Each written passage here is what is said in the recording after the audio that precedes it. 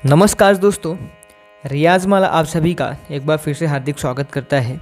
दोस्तों, आज से इस वीडियो के माध्यम से मैं हारमोनियम सिखाने की ये पूरी सीरीज स्टार्ट कर रहा हूँ और यहाँ पर मैं आपको बिल्कुल स्टार्टिंग से लेके स्वर ज्ञान और हारमोनियम में सुर समझाने से लेकर के आपको हारमोनियम में गाना बजाने तक का आज हम लोग सफ़र स्टार्ट कर रहे हैं। तो इसी तरह से अगर आपको संगीत सीखना है तो हमारे इस पूरे सीरीज के साथ बने रहिए और पूरी सीरीज के साथ जुड़ करके वीडियो को देखते रहिए, ताकि मैं आपको यहाँ पर हारमोनियम बिल्कुल स्टार्टिंग यानी कि हारमोनियम के अल्फ़ाबेट ए से लेकर के जेड तक हम यहाँ पर ख़त्म करने वाले हैं। आज के इस वीडियो में मैं बात करूँगा, बहुत ज़्यादा बड़े वीडियोस नहीं रखेंगे, छोटे छोटे वीडियोस के माध्यम से हम सारी जानकारी यहाँ पर देखने वाले हैं। ये लेसन फर्स्ट होगा और इस लेसन फर्स्ट में हम सीखने वाले हैं कि हारमोनियम में कितने स्वर होते हैं और यहाँ पर हम सुरों को भी पहचानने की कोशिश करेंगे, कौन से सुर को हम क्या बोलते हैं और कौन सा स्वर कोमल स्वर है, कौन सा स्वर तीव्र स्वर है और कौन सा स्वर शुद्ध स्वर है। तो इन स्वरों को भी पहचानेंगे, क्योंकि दोस्तों हारमोनियम सीखने से पहले आपको ये जानना बहुत ज़रूरी है कि शुद्ध स्वर क्या है, कोमल स्वर क्या है और तीव्र स्वर क्या है। क्योंकि अगर हम जब हारमोनियम सीखेंगे तो अगर हमें सुरों की पहचान नहीं होगी तो हो सकता है कि हम हारमोनियम बिल्कुल भी नहीं सीख पाएंगे। तो इसलिए हमें सुरों को जानना पड़ेगा और सुरों को जानने के बाद हम यहाँ से आगे की सफ़र स्टार्ट करेंगे। तो इसी तरह से वीडियोस के लिए हमारे साथ बने रहिए। एक छोटा सा निवेदन है कि इस जर्नी को स्टार्ट करने से पहले आप चैनल को सब्सक्राइब कर लें और चैनल में बेल आइकॉन को भी प्रेस कर लें, ताकि जैसे ही इसका दूसरा लेसन आए तो आपको उसका नोटिफिकेशन मिले और आप उस वीडियो तक पहुंच सकें। तो आप चैनल को सब्सक्राइब कर लीजिए, फिर इसके बाद से हम वीडियो को शुरू करते हैं। तो सबसे पहले दोस्तों, आज मैं बात करता हूं यहाँ पे हारमोनियम सीखने का जो पहला कदम है, इसमें हम बात करते हैं कि संगीत में कितने स्वर होते हैं।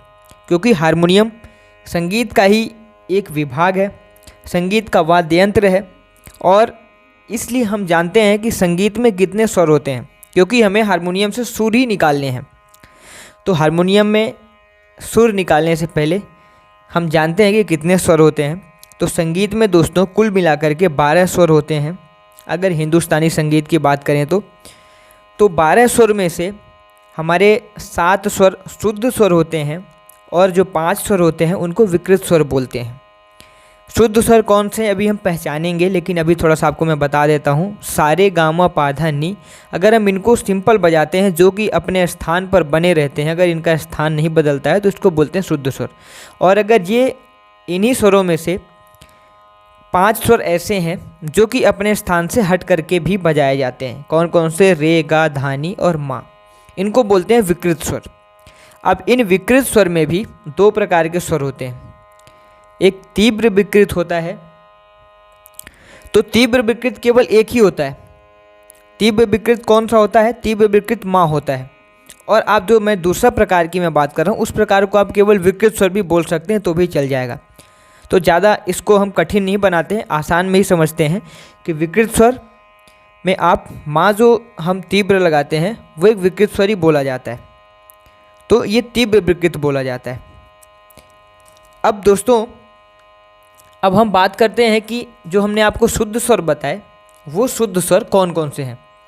तो सबसे पहले समझिए शुद्ध स्वरों को और फिर उसके बाद हम विकृत स्वरों को भी जानेंगे। तो शुद्ध स्वर देखिए, मैंने बताया कि शुद्ध स्वर ऐसे स्वर होते हैं जो कि अपने स्थान से हटते नहीं हैं, अपने स्थान पर निश्चित रहते हैं। कौन कौन से? देखिए, सा, रे, गा, मा, पा, धा, नी। अब मैं सा में नहीं जाऊंगा क्योंकि सा हमने ऑलरेडी यहाँ पर बजा लिया है। ये एक सप्तक होता है, इसको बोलते हैं हम मंद्र सप्तक, इसको बोलते हैं मध्य सप्तक, इसको बोलते हैं तार सप्तक। यानी कि ये धीमा बोलता है, इससे थोड़ा सा ये तेज बोलता है और ये इससे भी तेज ये बोलता है। 3 सप्तक होते हैं। अब इन सप्तक में जैसे कि मैंने आपको बताया, सा, रे, गा, मा, पा, धा, नी, ये 7 स्वर होते हैं। इन 7 स्वर को ही हम शुद्ध स्वर बोलते हैं, क्योंकि ये अपने स्थान पर निश्चित हैं। अब विकृत स्वर की हमने बात की। विकृत स्वर कौन से हैं? विकृत स्वर ऐसे स्वर होते हैं जो अपने स्थान से आगे पीछे हटते रहते हैं। तो विकृत स्वर देखिए कौन कौन से हमने बताए थे, रे, गा, धा, नी और मा बताया था। तो मा कैसे बताया था? मा तीव्र विकृत बताया था। पहले रेगा धानी। अब कोमल स्वर इनको बोलते हैं। तो कोमल स्वर देखिए वो स्वर होते हैं, यानी कि विकृत स्वर वे स्वर होते हैं जो अपने स्थान से एक सुर पीछे हटते हैं, यानी कि एक सुर पहले बजाए जाते हैं। अगर रे हमारा ये शुद्ध बज रहा है और वास्तव में रे यही शुद्ध है, तो इससे एक स्वर नीचे यहाँ पे हमारा यहाँ पे कोमल रे बजेगा। इसी तरीके से अगर हमारा ये शुद्ध गा होता है तो एक स्वर यहाँ से नीचे हमारा ये कोमल गा यहाँ पर बजेगा। इसी तरीके से धा कौन सा होता है हमारा?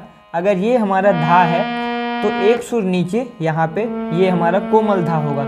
इसी तरीके से अगर ये हमारा कोमल नी है तो ये शुद्ध नी अगर ये है तो कोमल नी एक सुर पहले ये वाली हो जाएगी। तो इस तरीके से कोमल स्वर शुद्ध स्वर की एक स्वर पहले बजाए जाते हैं। और कोमल स्वर कौन कौन से होते हैं? रे, गा, धा, नी। और माँ जो होता है, माँ तीव्र स्वर होता है। तो माँ कहाँ बजाया जाता है? माँ एक सुर पहले नहीं बजाया जाता है, माँ एक सुर और आगे बजाया जाता है। अगर हमारा ये शुद्ध माँ होगा तो तीव्र माँ, ये हमारा तीव्र माँ बनेगा। तो अब मैं उम्मीद करता हूँ कि आपको ये चीज़ समझ में आ गई होगी कि शुद्ध स्वर अपने स्थान पर फिक्स रहते हैं। सा, रे, गा, मा, पा, धा, नी। कोमल स्वर एक सुर नीचे बजते हैं और तीव्र स्वर एक स्वर ऊपर बजते हैं। कोमल स्वर कौन से हैं वापस मैं बता देता हूँ, रे, गा, धा, नी। और जो तीव्र कोमल या कि बोलते हैं या कि तीव्र विकृत बोलते हैं उसको हम माँ भी बोल सकते हैं।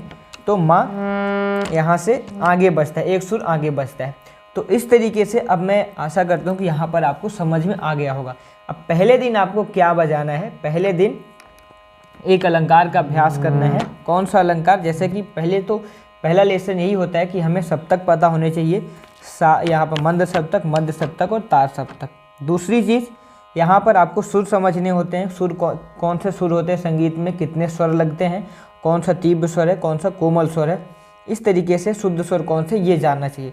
अब इसको जानने के बाद ये जो मैं बात कर रहा हूँ ये अगले लेसन की बात कर रहा हूँ। उस लेसन में मैं थोड़ा सा और अच्छे से बात करूँगा, लेकिन यहाँ पर थोड़ा सा आप जान लीजिए कि आपको क्या प्रैक्टिस करनी है। स्टार्टिंग में सा, रे, गा, मा, पा, धा, नी ये करना है। आप सा में जाएंगे क्योंकि यहाँ पर देखिए यहाँ दूसरा सप्तक शुरू होता है, यहाँ से एक सप्तक शुरू होता है, एक सप्तक हमारा यहाँ से शुरू होता है। तो इस तरीके से पहले दिन आपको क्या अभ्यास करना है? सा, रे, गा, मा, पा, धा, नी, सा, नी, धा, पा, मा, गा, रे, सा। अगर आप गाना भी सीखना चाहते हैं तो इसी को आप गा करके भी प्रैक्टिस कीजिए और बजा करके भी प्रैक्टिस कीजिए, क्योंकि अगर आप हारमोनियम सीख रहे हैं तो आपके लिए बजाना ज़रूरी है और साथ ही साथ अगर आप गाना भी चाहते हैं तो इसी चीज़ का अभ्यास आप गायकी में भी कर सकते हैं। अब मैं मिलता हूँ नेक्स्ट वीडियो में, दूसरे लेसन के साथ मैं हाजिर रहूँगा और आपको इससे जुड़ी आगे कौन सा लेसन है, क्या चीज़ सीखनी चाहिए उसकी मैं बात अगले लेसन में करूँगा। तब तक के लिए बने रहिए, वीडियोस को देखते रहिए और जैसा कि मैंने आपको बोला कि चैनल को सब्सक्राइब कर लीजिए, क्योंकि जैसे ही मैं दूसरा लेसन अपलोड करूं तो उसका नोटिफिकेशन आपको मिल जाए और आप वीडियो तक पहुंच करके वीडियो को देख सकें। और एक चीज़ और, इस वीडियो का मैं एक प्लेलिस्ट भी बना दूंगा, जिस प्लेलिस्ट पर जा करके आप पूरे वीडियोस देख सकते हैं, जहाँ पर सारे वीडियोज़ उपलब्ध रहेंगे। मिलते हैं नेक्स्ट वीडियो में। धन्यवाद। Thanks for watching.